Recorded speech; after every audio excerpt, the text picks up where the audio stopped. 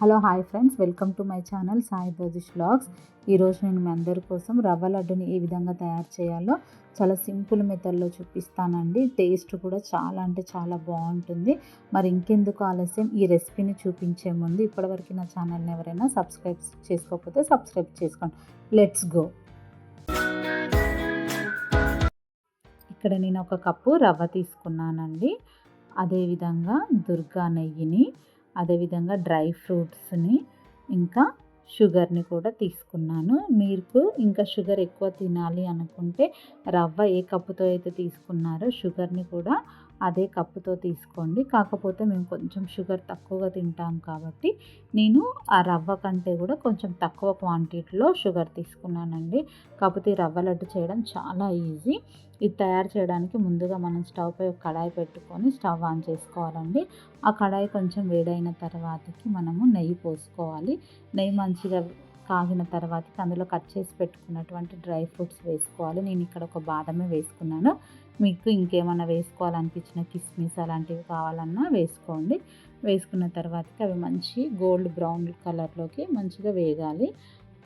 బాగా సిమ్లో పెట్టి వేయించుకోవాలండి, లేకపోతే మాడిపోతుంది. తర్వాతకి అందులోనే మనము రవ్వ కూడా వేసుకొని మంచిగా వేయించుకోవాలి. గోల్డ్ రంగులోకి రావాలండి.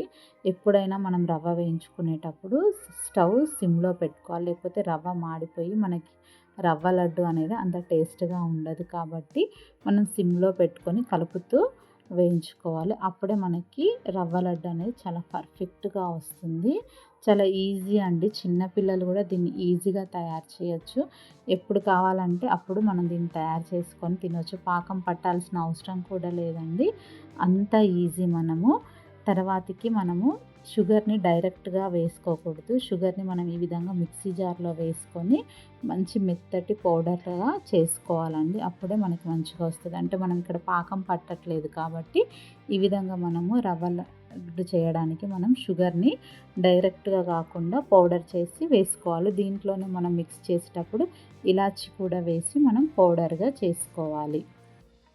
తర్వాతకి ఇక్కడ నేను రవ్వ లడ్డు చేసుకోవడానికి కొన్ని పాలు తీసుకుంటున్నానండి. మనము వేయించి పెట్టుకున్నటువంటి రవ్వలో మనం మిక్సీ చేసి పెట్టుకున్న షుగర్ పౌడర్ని కూడా వేసుకొని మంచిగా మనం కలుపుకోవాలండి. ఈ రవ్వ లడ్డుని మనం వేడిగా ఉన్నప్పుడు చేస్తేనే మనకి లడ్డు అనేది మంచి పర్ఫెక్ట్ షేప్లోకి వస్తుంది. ఈ విధంగా మనకి షుగర్ ప్లస్ మనకి రవ్వ అనేది మంచిగా కలిసే విధంగా కలుపుకోవాలి. తర్వాతకి కొన్ని పాలు, గోరెచ్చని పాలు ఉంటాయి కదా, అవి పోసి మనము రవ్వ లడ్డుని ప్రిపేర్ చేసుకోవాలండి. కాకపోతే చూసి, ఎందుకంటే చెయ్యి అనేది కాలుతూ ఉంటుంది కాబట్టి మధ్య మధ్యలో మీరు కొంచెం గ్యాప్ తీసుకుంటూ కలిపి మనం చూసిండ్రే కొన్ని పాలు పోయంగానే మనకి ఈ విధంగా ప్రెస్ చేస్తూ ఉంటే మనకి మంచిగా లడ్డు లాగా వస్తుంది కదా. చాలా ఈజీ అండి. పాకం పట్టాల్సిన అవసరం కూడా లేదు. చాలా అంటే చాలా సింపుల్గా చేసుకోవచ్చు. మన పూర్వకాలంలో నుంచి మనకి నవరాత్రులైనా బతుకమ్మల్లోనైనా ఎక్కువ మనం రవ్వ లడ్డునే చేస్తూ ఉంటాం కదా. కాబట్టి ఈ విధంగా మీరు కూడా ఈ నవరాత్రులకు ఒకసారి ట్రై చేసి చూసి ఏ విధంగా వచ్చిందో నాకు కామెంట్ బాక్స్లో కామెంట్ చేయండి. చాలా అంటే చాలా ఈజీ అండి. ఇంట్లో పిల్లలు ఎప్పుడైనా అడిగినప్పుడు కూడా మనం బయట నుంచి స్వీట్స్ కొని ఇవ్వకుండా ఈ విధంగా తయారు చేసి పెట్టినామంటే వాళ్ళకి హెల్దీ, అదేవిధంగా మనకు కూడా హ్యాపీగా అనిపిస్తుందండి.